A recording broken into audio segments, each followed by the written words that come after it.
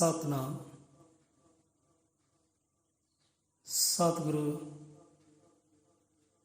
ਗੁਰਦੇਵ ਗੁਰ ਪਿਤਾ ਗੁਰੂ ਮਹਾਦੇਵ। ਸਤਨਾਮ ਸ਼੍ਰੀ ਵਾਲਮੀਕ ਸਾਹਿਬ ਜੀ।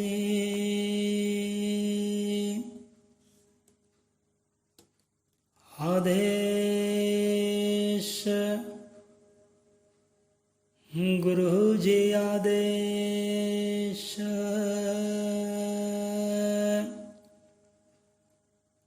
वही एक ब्रह्म वही एक ब्रह्म वही एक ब्रह्म अजर अमर अंडोर निश्चल पुरुषोत्तम सर्वपूर्णम श्री गुरु वाल्मीकि भगवान जी सया सचराचरम।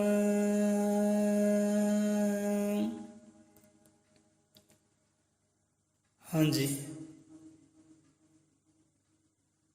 ਰੱਬ ਦੇ ਪਿਆਰਿਆਂ ਨੂੰ, ਸਤਿਗੁਰ ਦੇ ਪਿਆਰਿਆਂ ਨੂੰ ਸਾਡੇ ਵੱਲੋਂ ਕੋਟਨ ਕੋਟ ਪ੍ਰਣਾਮ ਹੈ। ਸੋ ਆਓ ਜੁੜਦੇ ਹਾਂ ਇਲਾਹੀ ਬਾਣੀ ਦੇ ਨਾਲ, ਉਸ ਪਰਮ ਪਿਤਾ ਸਤਿਗੁਰਾਂ ਦੇ ਬਖਸ਼ੇ ਹੋਏ ਬ੍ਰਹਮ ਦੇ ਗਿਆਨ ਦੇ ਨਾਲ ਕਿ ਮਹਾਰਾਜ ਸਾਨੂੰ ਜੀਵਾਂ ਨੂੰ ਕੀ ਸਮਝਾ ਰਹੇ ਨੇ। ਸੋ ਆਓ ਕਰੀਏ ਧਿਆਨ। ਸੋ ਪਹਿਲਾਂ ਤਾਂ ਪਰਮ ਪਿਤਾ ਪਰਮਾਤਮਾ ਵਾਲਮੀਕ ਮਹਾਰਾਜ ਜੀ, ਆਦਿ ਕਵੀ ਵਾਲਮੀਕ ਮਹਾਰਾਜ ਜੀ ਦੀ ਸਿੱਖੀ ਨੂੰ ਲੈਂਦੇ ਆ, ਗਿਆਨ ਨੂੰ ਲੈਂਦੇ ਆ ਕਿ ਪਾਵਨ ਬਾਣੀ ਵਿੱਚ ਮਹਾਰਾਜ ਸਮਝਾਉਣਾ ਕਰਦੇ ਨੇ, ਜੀਵ ਨੂੰ ਸਮਝਾਉਣਾ ਕਰਦੇ ਨੇ ਕਿ ਉਹ ਜੀਵ, ਉਹ ਇਨਸਾਨ ਜਿਸ ਨੂੰ ਆਪਣੇ ਜੀਵਨ ਪ੍ਰਤੀ ਅਤੇ ਆਪਣੇ ਕਾਰਜ ਪ੍ਰਤੀ ਉਤਸ਼ਾਹ ਨਹੀਂ ਹੁੰਦਾ, ਉਹ ਇਨਸਾਨ ਸਭ ਤੋਂ ਵੱਡਾ ਦਰਿਦਰ ਹੈ।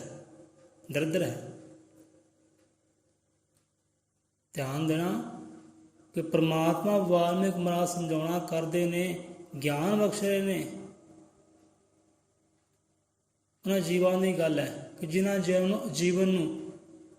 ਜੀਵਾਂ ਨੂੰ ਆਪਣੇ ਜੀਵਨ, ਆਪਣੀ ਜ਼ਿੰਦਗਾਨੀ, ਆਪਣੀ ਜ਼ਿੰਦਗੀ ਪ੍ਰਤੀ ਉਤਸ਼ਾਹ ਨਹੀਂ ਹੁੰਦਾ, ਖੁਸ਼ੀ ਨਹੀਂ ਹੁੰਦੀ, ਪ੍ਰਸ਼ੰਸਾ ਨਹੀਂ ਹੁੰਦੀ, ਆਪਣੇ ਕਾਰਜ ਪ੍ਰਤੀ, ਆਪਣੇ ਕਰਮ ਪ੍ਰਤੀ, ਆਪਣੇ ਧਰਮ ਪ੍ਰਤੀ ਖੁਸ਼ੀ ਨਹੀਂ ਹੁੰਦੀ, ਉਤਸ਼ਾਹ ਨਹੀਂ ਹੁੰਦਾ, ਪ੍ਰਸ਼ੰਸਾ ਨਹੀਂ ਹੁੰਦੀ, ਉਹ ਜੀਵ ਸਭ ਤੋਂ ਵੱਡਾ ਦਰਿਦਰ ਹੈ।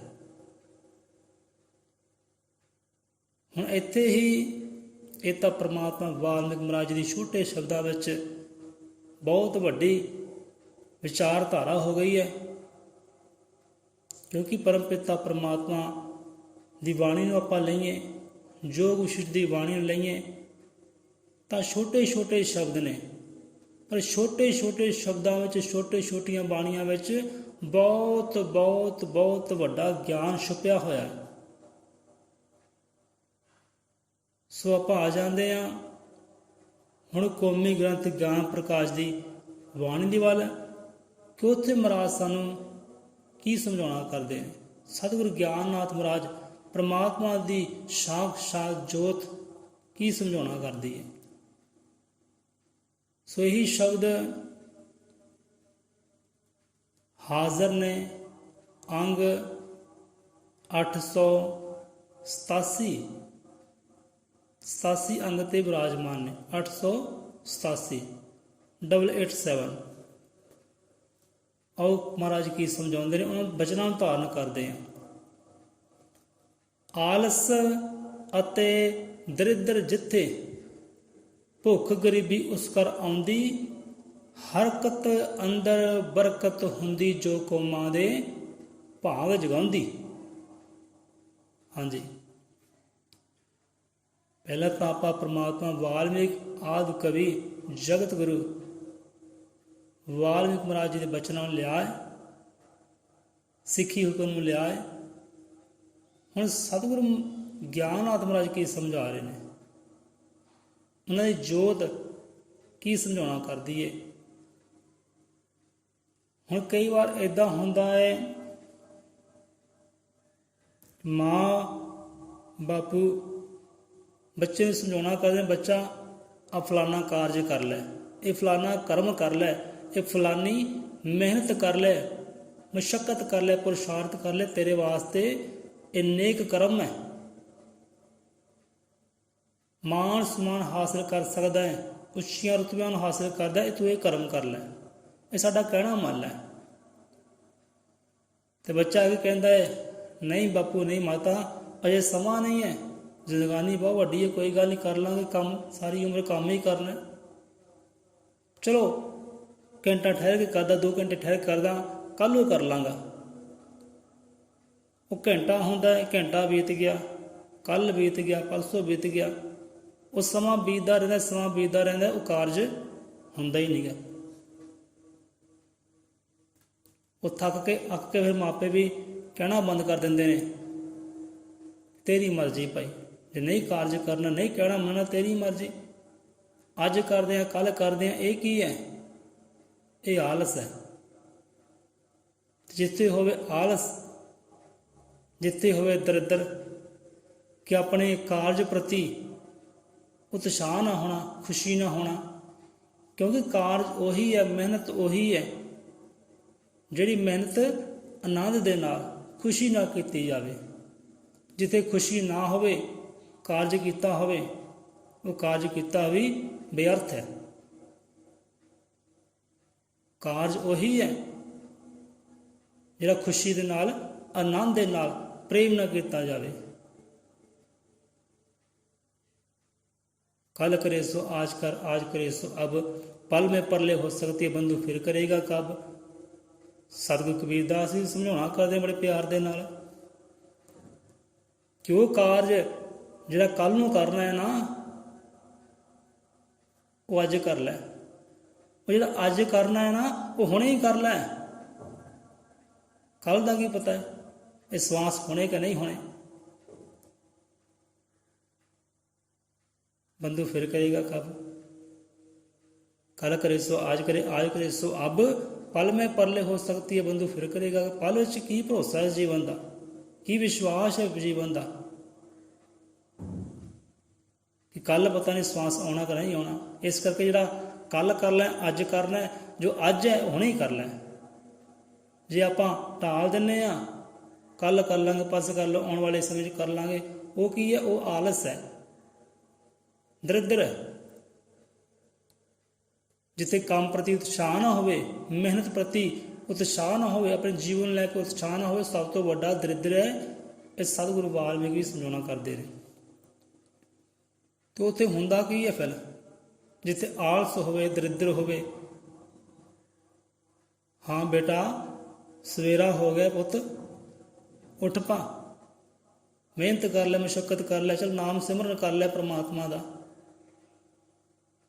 बहुत समा पिया है माता, बड़ी जिंदगानी पई है, कर लांगे, कोई गल नहीं, रब किहड़ा रुसिया पिया है, रब किहड़ा रुसिया, सातों सतगुरु किहड़ा रुसिया है।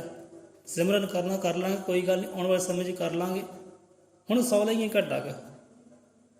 ये की है, ये आलस है, दरिद्र है। तो जिथे होवे आलस, जिथे होवे दरिद्र, उत्थे कादा कादा वास हुंदा है, उत्थे भुख, गरीबी, अनपढ़ता, अज्ञानता का वास हुंदा है। आलस अते दरिद्र जिथे भुख गरीबी उस कर आउंदी। हुण घर एक चार दीवारी भी है, तो घर एक परमात्मा ने साजिया होया, ये देही भी है, ये शरीर भी है। जिथे आलस है, दरिद्र है, उत्थे भुख है, गरीबी है, अनपढ़ता है, अज्ञानता है। जिथे दरिद्र है, बंदे ने आपे कहना मैं गरीब, मैं गरीब, मैं निमाणा। वो निमाणा रब ने तेनू नहीं बनाया, वो गरीब रब ने तेनू नहीं बनाया, तू अपने कारना करके बनया होया है, अपने आलस करके, दरिद्र करके बनया होया है। रब ने तेनू महाराजा बना के भेजा है, राजा बना के भेजा है। ਸਰਦਾਰ ਬਣਾ ਕੇ ਭੇਜਿਆ 84 ਲੱਖ ਜੂਨਾਂ ਦਾ। ਗਰੀਬ ਹੈ, ਨਿਮਾਣਾ ਹੈ, ਆਪਣੀ ਕਰਨੀ ਕਰਕੇ ਹੈ। ਮਿਹਨਤ ਕਰ, ਮੁਸ਼ੱਕਤ ਕਰ। ਹਰਕਤ ਅੰਦਰ ਬਰਕਤ ਹੁੰਦੀ, ਜੋ ਕੌਮਾਂ ਦੇ ਭਾਗ ਜਗਾਉਂਦੀ। ਅੱਗੇ ਕਿੰਨੇ ਪਿਆਰੇ ਬਚਨ ਦੱਸੇ ਮਹਾਰਾਜ ਨੇ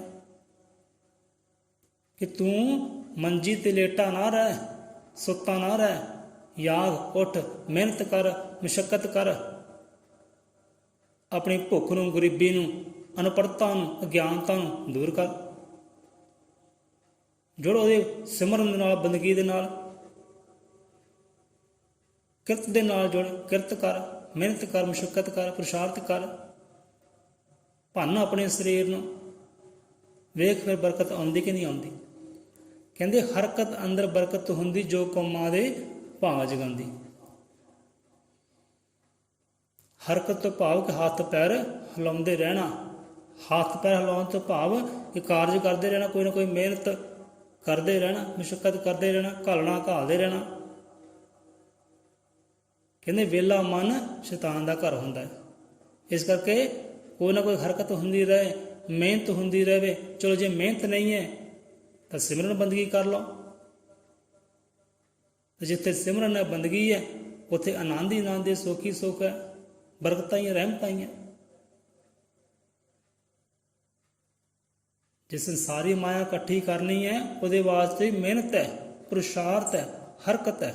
ਹਰਕਤ ਵਿੱਚ ਆ ਜੇ ਬਰਕਤਾਂ ਇਕੱਠੀਆਂ ਕਰਨੀਆਂ, ਚਾਹੇ ਸੰਸਾਰੀ ਚਾਹੇ ਕਰਤਾਰੀ, ਦੋਨਾਂ ਪਾਸੇ ਮਿਹਨਤ ਦੀ ਜ਼ਰੂਰਤ ਹੈ, ਹਰਕਤ ਦੀ ਜ਼ਰੂਰਤ ਹੈ। ਕਿ ਜਿੱਥੇ ਹਰਕਤ ਹੈ ਉੱਥੇ ਹੀ ਬਰਕਤ ਹੈ, ਉੱਥੇ ਹੀ ਬਰਕਤ ਹੈ।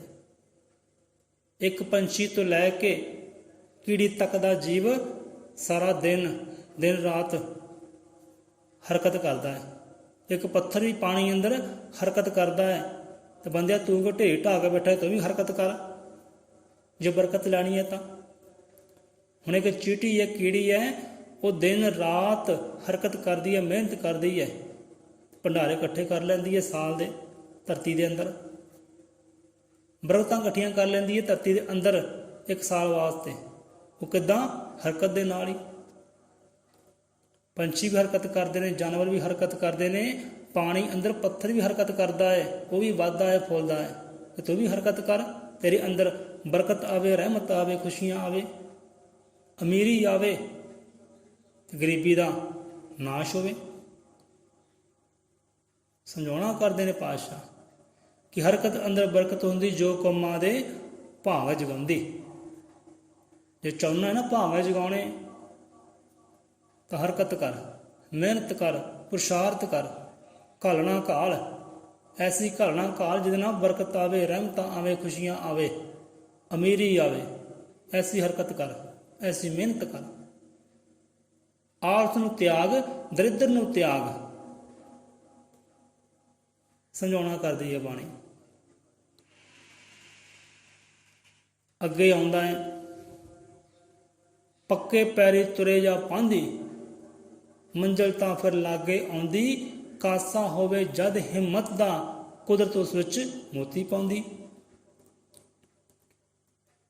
ਪੱਕੇ ਪੈਰੀ, ਦ੍ਰਿੜ ਭਰੋਸੇ ਦੇ ਨਾਲ, ਦ੍ਰਿੜ ਵਿਸ਼ਵਾਸ ਦੇ ਨਾਲ ਕਿ ਮੈਂ ਮੰਜ਼ਿਲ ਨੂੰ ਹਾਸਲ ਕਰ ਸਕਦਾ ਹਾਂ, ਇਹ ਖੁਸ਼ੀਆਂ ਨੂੰ ਹਾਸਲ ਕਰ ਸਕਦਾ ਹਾਂ, ਇਹ ਕਾਰਜ ਸੰਪੂਰਨ ਮੈਂ ਕਰ ਸਕਦਾ ਹਾਂ। ਇਹ ਦ੍ਰਿੜ ਵਿਸ਼ਵਾਸ ਹੋਵੇ, ਭਰੋਸਾ ਹੋਵੇ। ਪੱਕੇ ਪੈਰ ਹੋਣ, ਪੱਕੇ ਪੈਰ ਕਿ ਦ੍ਰਿੜ ਵਿਸ਼ਵਾਸ ਹੋਣਾ, ਦ੍ਰਿੜ ਹੌਸਲਾ ਹੋਣਾ। ਜੇ ਕਹਿ ਦੇ ਬੰਦਾ ਪਤਾ ਨਹੀਂ ਮੇਰੇ ਤੋਂ ਕਾਜ ਹੋਣਾ ਕਿ ਨਹੀਂ ਹੋਣਾ, ਪਤਾ ਨਹੀਂ ਮੈਂ ਸਫਲ ਹੋਣਾ ਕਿ ਨਹੀਂ ਹੋਣਾ, ਪਤਾ ਨਹੀਂ ਮੰਜ਼ਿਲ ਨੂੰ ਪਾਉਣਾ ਕਿ ਨਹੀਂ ਪਾਉਣਾ, ਇੱਦਾਂ ਫਿਰ ਮੰਜ਼ਿਲਾਂ ਨਹੀਂ ਮਿਲਦੀਆਂ। ਦ੍ਰਿੜ ਵਿਸ਼ਵਾਸ ਹੋਏ, ਪੱਕਾ ਵਿਸ਼ਵਾਸ ਹੋਏ, ਪੱਕੇ ਪੈਰ ਹੋਣ। ਤੇ ਪੱਕੇ ਪੈਰੀ ਜਿਹੜਾ ਪਾਂਦੀ ਤੁਰਦਾ ਹੈ ਨਾ, ਉਹ ਮੰਜ਼ਿਲ ਨੂੰ ਹਾਸਿਲ ਕਰ ਹੀ ਲੈਂਦਾ ਹੈ। ਜਿਹੜਾ ਕੱਚੇ ਪੈਰਾਂ ਨਾਲ ਤੁਰਦਾ ਹੈ, ਥੜਕੇ ਪੈਰਾਂ ਨਾਲ ਤੁਰਦਾ, ਥਿਰਕਦਾ ਥਿਰਕਦਾ ਫਿਰ ਨਿਵਾਣਿਆਂ ਵਾਲਾ ਜਾਂਦਾ ਹੈ। ਪੱਕੇ ਪੈਰੀ ਤੁਰੇ ਜਾ ਪਾਂਦੀ, ਤਾਂ ਫਿਰ ਮੰਜ਼ਿਲ ਲਾਗੇ ਆਉਂਦੀ। ਤੇ ਕਾਸਾ ਹੋਵੇ ਜਦ ਹਿੰਮਤ ਦਾ, ਕੁਦਰਤ ਉਸ ਵਿੱਚ ਮੋਤੀ ਪਾਉਂਦੀ। ਕਹਿੰਦੇ ਬਾਣੀ 'ਚ ਹਿੰਮਤੇ ਮਰਦਾ ਤੇ ਮਦਦ ਇਹ ਖੁਦਾ। ਜਿਹੜੇ ਦਾ ਜੀਵ ਹਿੰਮਤ ਰੱਖ ਕੇ ਕਾਰਜ ਕਰਦੇ ਨੇ ਨਾ, ਹੌਸਲਾ ਰੱਖ ਕੇ, ਵਿਸ਼ਵਾਸ ਰੱਖ ਕੇ ਕਾਰਜ ਕਰਦੇ ਨੇ, ਤੇ ਪ੍ਰਮਾਤਮਾ ਵੀ ਉਹਨਾਂ ਲੋਕਾਂ ਦੀ ਮਦਦ ਕਰਦਾ ਹੈ ਜਿਨ੍ਹਾਂ ਅੰਦਰ ਹਿੰਮਤ ਹੁੰਦੀ ਹੈ, ਹੌਸਲਾ ਹੁੰਦਾ, ਵਿਸ਼ਵਾਸ ਹੁੰਦਾ ਕਿ ਮੈਂ ਕਾਰਜ ਕਰ ਸਕਦਾ ਹਾਂ, ਦ੍ਰਿੜ ਵਿਸ਼ਵਾਸ ਹੈ ਮੈਨੂੰ। ਉਹ ਹਿੰਮਤੀ ਲੋਕਾਂ ਅੰਦਰ ਹੀ ਪ੍ਰਮਾਤਮਾ ਬਰਕਤਾਂ ਪਾਉਂਦਾ ਹੈ, ਅੰਗ ਸੰਗ ਸਹਾਈ ਹੁੰਦਾ ਉਹਨਾਂ ਦੇ। ਕਾਸਾ ਹੋਵੇ ਜਦ ਹਿੰਮਤ ਦਾ ਕੁਦਰਤ ਉਸ ਵਿੱਚ ਮੋਤੀ ਪਾਉਂਦੀ, ਤੇ ਪ੍ਰਮਾਤਮਾ ਸਾਜੀ ਹੋਈ ਕੁਦਰਤ ਵੀ ਉਹਦਾ ਸਾਥ ਖੜੀ ਹੋ ਜਾਂਦੀ ਹੈ।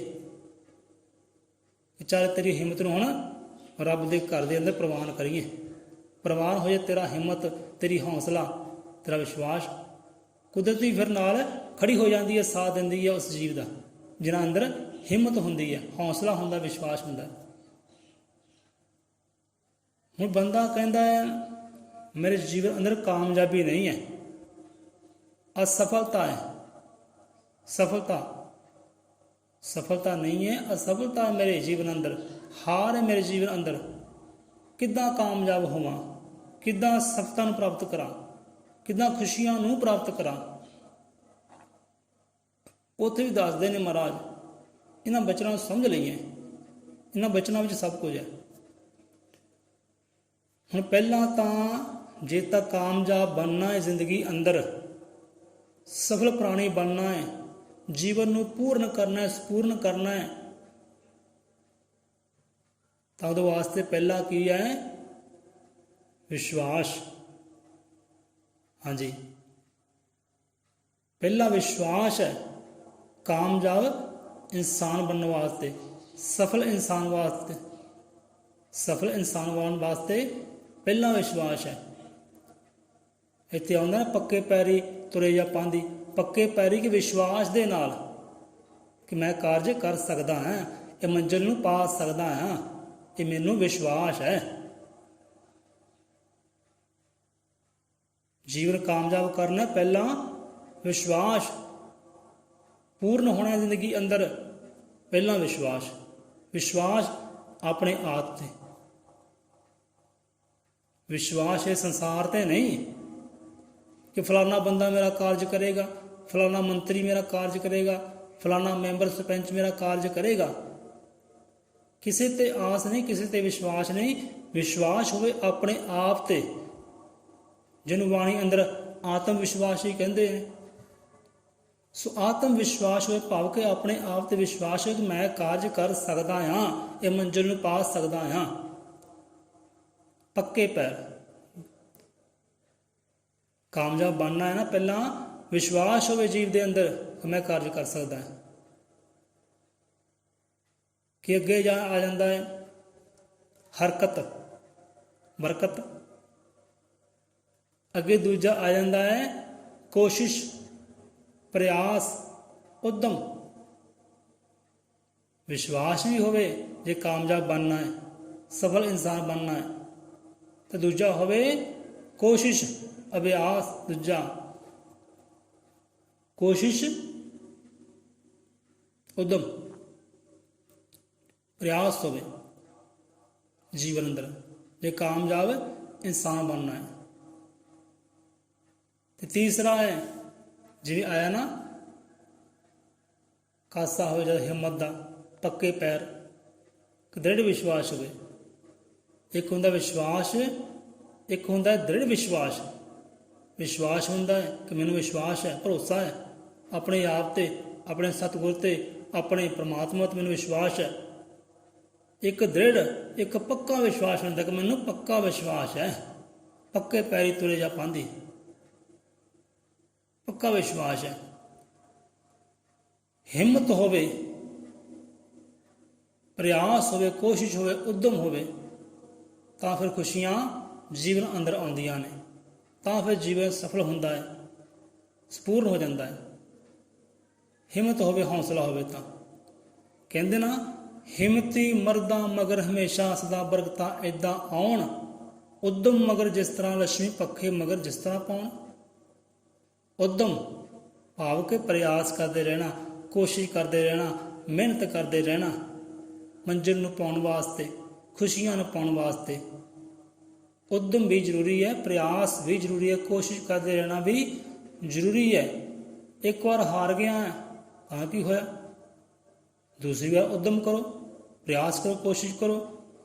ਦੂਸਰੀ ਵਾਰ ਹਾਰ ਗਿਆ, ਤੀਸਰੀ ਵਾਰ ਆ ਗਿਆ, ਪੰਜਵੀਂ ਵਾਰ ਹਾਰ ਗਿਆ, ਕੋਈ ਗੱਲ ਨਹੀਂ, ਉਦਮ ਕਰੋ, ਪ੍ਰਯਾਸ ਕਰੋ, ਕੋਸ਼ਿਸ਼ ਕਰਦੇ ਰਹੋ, ਆਪੇ ਫਤਿਹ ਇੱਕ ਦਿਨ ਹਾਸਲ ਹੋਏਗੀ। ਹੁਣ ਜੀਵਨ ਸਫਲ ਵਾਸਤੇ ਵਿਸ਼ਵਾਸ ਜ਼ਰੂਰੀ ਹੈ, ਤੇ ਵਿਸ਼ਵਾਸ ਦੇ ਨਾਲ ਪ੍ਰਯਾਸ ਵੀ ਜ਼ਰੂਰੀ ਹੈ, ਕੋਸ਼ਿਸ਼ ਵੀ ਜ਼ਰੂਰੀ ਹੈ। ਮੰਨ ਲਓ ਕਿ ਸਾਨੂੰ ਵਿਸ਼ਵਾਸ ਹੈ, ਸਾਨੂੰ ਵਿਸ਼ਵਾਸ ਮੈਂ ਕਾਰਜ ਪੂਰਾ ਕਰ ਸਕਦਾ ਹੈ, ਮੰਜ਼ਿਲ ਪਾ ਸਕਦਾ ਹੈ, ਉਹ ਪਰਮਾਤਮਾ ਹੈ ਮੇਰੇ ਨਾਲ ਹੈ, ਉਹ ਸਤਿਗੁਰ ਹੈ ਮੇਰੇ ਨਾਲ ਹੈ, ਖੁਸ਼ੀਆਂ ਨੂੰ ਪ੍ਰਾਪਤ ਕਰ ਸਕਦਾ, ਇਹ ਮੈਨੂੰ ਵਿਸ਼ਵਾਸ ਹੈ, ਇਹ ਵਿਸ਼ਵਾਸ ਹੈ। ਹੁਣ ਉਸ ਮੰਜ਼ਿਲ ਤੱਕ ਪਹੁੰਚਣ ਲਈ, ਉਹ ਖੁਸ਼ੀਆਂ ਨੂੰ ਪਾਉਣ ਵਾਸਤੇ, ਉਹ ਪਰਮਾਤਮਾ ਨੂੰ ਪਾਉਣ ਵਾਸਤੇ ਕਿ ਜੀਵ ਆਤਮਾ ਹੈ ਇਨਸਾਨ, ਜੇ ਤੇਰੇ ਅੰਦਰ ਪ੍ਰਯਾਸ ਨਾ ਹੋਵੇ, ਕੋਸ਼ਿਸ਼ ਨਾ ਹੋਵੇ, ਉਦਮ ਨਾ ਹੋਵੇ, ਹਿੰਮਤ ਨਾ ਹੋਵੇ ਉਹਨੂੰ ਪਾਉਣ ਦੀ, ਤਾਂ ਵੀ ਜੀਵਨ ਸਫਲ ਨਹੀਂ ਹੈ, ਤਾਂ ਵੀ ਤੂੰ ਕਾਮਯਾਬ ਨਹੀਂ ਹੈ। ਸੇ ਕਾਮਯਾਬੀ ਚਾਹੁੰਦਾ ਹੈ, ਸਫਲਤਾ ਚਾਹੁੰਦਾ ਹੈ, ਵਿਸ਼ਵਾਸ ਵੀ ਹੋਵੇ ਤੇ ਪ੍ਰਯਾਸ ਵੀ ਹੋਵੇ, ਕੋਸ਼ਿਸ਼ ਵੀ ਹੋਵੇ।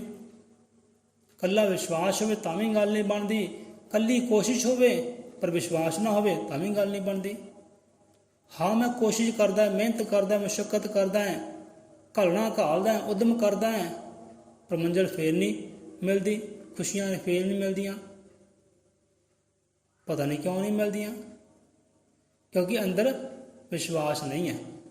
ਸੋ ਵਿਸ਼ਵਾਸ ਵੀ ਜ਼ਰੂਰੀ ਹੈ, ਤੇ ਨਾਲ ਨਾਲ ਵਿਸ਼ਵਾਸ ਦੇ ਦ੍ਰਿੜ ਵਿਸ਼ਵਾਸ ਵੀ ਜ਼ਰੂਰੀ ਹੈ, ਪੱਕਾ ਵਿਸ਼ਵਾਸ ਵੀ ਜ਼ਰੂਰੀ ਹੈ, ਤੇ ਪੱਕੇ ਵਿਸ਼ਵਾਸ ਦੇ ਨਾਲ ਮਿਹਨਤ, ਪ੍ਰਯਾਸ, ਕੋਸ਼ਿਸ਼ ਵੀ ਜ਼ਰੂਰੀ ਹੈ।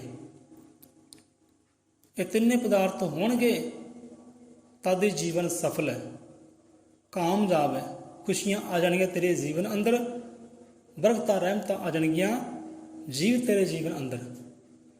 ਜੇ ਵਿਸ਼ਵਾਸ ਹੋਵੇ, ਪ੍ਰਯਾਸ ਹੋਵੇ ਤੇ ਦ੍ਰਿੜ ਵਿਸ਼ਵਾਸ ਹੋਵੇ, ਪੱਕਾ ਵਿਸ਼ਵਾਸ ਹੋਵੇ, ਪੱਕੇ ਪੈਰੀ ਤੁਰੇ ਜਾ ਪਾਂਦੀ, ਮੰਜ਼ਿਲ ਤਾਂ ਫਿਰ ਲਾਗੇ ਆਉਂਦੀ, ਕਾਸਾ ਹੋਵੇ ਜਦ ਹਿੰਮਤ ਦਾ, ਕੁਦਰਤ ਉਸ ਵਿੱਚ ਮੋਤੀ ਪਾਉਂਦੀ।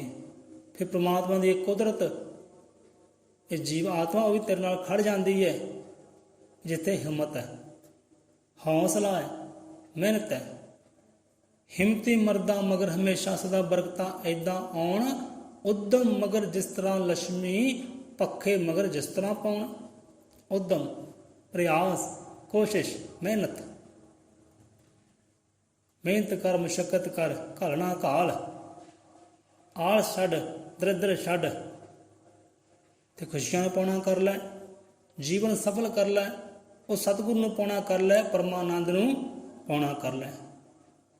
ਕਿਉਂਕਿ ਸਾਰੀ ਬਰਕਤਾਂ ਇਕੱਠੀਆਂ ਕਰਨੀਆਂ ਨੇ ਨਾ, ਉਹਦੇ ਵਾਸਤੇ ਮਿਹਨਤ ਜ਼ਰੂਰੀ ਹੈ। ਉੱਥੇ ਆਲਸ ਦਾ ਕੋਈ ਥਾਂ ਨਹੀਂ ਹੈ। ਜੇ ਪਰਮਾਤਮਾ ਰੂਪੇ ਧਨ ਨੂੰ ਇਕੱਠਿਆਂ ਕਰਨਾ ਹੈ, ਖੁਸ਼ੀਆਂ ਨੂੰ ਇਕੱਠਿਆਂ ਕਰਨਾ ਹੈ, ਜੀਵਨ 'ਚ ਖੁਸ਼ੀਆਂ ਨੂੰ ਪ੍ਰਗਟ ਕਰਨਾ ਹੈ, ਉਹਦੇ ਵਾਸਤੇ ਮਿਹਨਤ, ਵਿਸ਼ਵਾਸ, ਪ੍ਰਯਾਸ ਜ਼ਰੂਰੀ ਹੈ। ਤਾਂ ਹੀ ਜੀਵਨ ਕਾਮਯਾਬ ਹੈ, ਤਾਂ ਹੀ ਜੀਵਨ ਸਫਲ ਹੈ। ਸੋ ਇੱਥੇ ਆਪਾਂ ਲੈਂਦੇ ਹਾਂ ਵਿਸ਼ਰਾਮ। ਸੋ ਮਹਾਰਾਜ ਹਰ ਜੀਵ ਨੂੰ ਹਿੰਮਤ ਬਖਸ਼ੇ, ਵਿਸ਼ਵਾਸ ਬਖਸ਼ਿਸ਼ ਕਰੇ, ਕਿਰਤ ਕਮਾਈ ਕਰਨ ਦਾ ਬਲ ਬਖਸ਼ਿਸ਼ ਕਰੇ। ਜੀਵ ਮੰਗੇ ਬਲ ਉਸ ਪ੍ਰਮਾਤਮਾ ਤੋਂ, ਮੰਗੇ ਬਲ ਸਤਿਗੁਰ ਤੋਂ। ਸਤਿਗੁਰ ਬਖਸ਼ਣਹਾਰਾ ਹੈ, ਸਭ ਕੁਝ ਬਖਸ਼ਣਹਾਰਾ, ਬਖਸ਼ਣ ਵਾਲਾ ਹੈ। ਉਹ ਤੈਨੂੰ ਹਿੰਮਤਾਂ ਵੀ ਬਖਸ਼ਿਸ਼ ਕਰੇਗਾ, ਹੌਸਲਾ ਵੀ ਬਖਸ਼ਿਸ਼ ਕਰੇਗਾ। ਉਹ ਕਿਣਕੇ ਵੀ ਪਹਾੜ ਬਣ ਗਏ ਨੇ ਜਿਨ੍ਹਾਂ ਦੇ ਸਿਰਾਂ ਤੇ ਸੱਚੇ ਸਤਿਗੁਰ ਦਾ ਹੱਥ ਆ ਗਿਆ, ਉਹ ਕਿਣਕੇ ਵੀ ਪਹਾੜ ਬਣ ਗਏ ਨੇ। ਜੇ ਬਾਕੀ ਖੁਸ਼ੀਆਂ ਚਾਹੁੰਦਾ ਹੈ, ਰਹਿਮਤਾਂ ਚਾਹੁੰਦਾ ਹੈ, ਪਰਮਾਤਮਾ ਚਾਹੁੰਦਾ ਹੈ, ਸਤਿਗੁਰੂ ਚਾਹੁੰਦਾ ਹੈ, ਤਾਂ ਸਤਿਗੁਰਾਂ ਦੀ ਗੱਲ ਪੱਲੇ ਬੰਨ ਲਈ ਹੈ, ਉਹਦੇ ਵਿਚਾਰ ਨੂੰ ਪੱਲੇ ਬੰਨ ਲਈ ਹੈ ਕਿ ਬੰਦੇ ਆਪਣੇ ਅੰਦਰ ਵਿਸ਼ਵਾਸ ਲੈ ਕੇ ਆ, ਆਪਣੇ ਅੰਦਰ ਪ੍ਰਯਾਸ ਲੈ ਕੇ ਆ, ਮਿਹਨਤ ਲੈ ਕੇ ਆ, ਪੁਰਸ਼ਾਰਥ ਲੈ ਕੇ ਆ, ਦ੍ਰਿੜ ਵਿਸ਼ਵਾਸ ਲੈ ਕੇ ਆ, ਪੱਕੇ ਪੈਰੇ ਤੁਰ ਜਾ ਪਾਂਦੀ, ਮੰਜ਼ਿਲ ਤਾਂ ਫਿਰ ਲਾਗੇ ਆਉਂਦੀ, ਕਾਸਾ ਹੋਵੇ ਜਦ ਹਿੰਮਤ ਦਾ, ਕੁਦਰਤ ਉਸ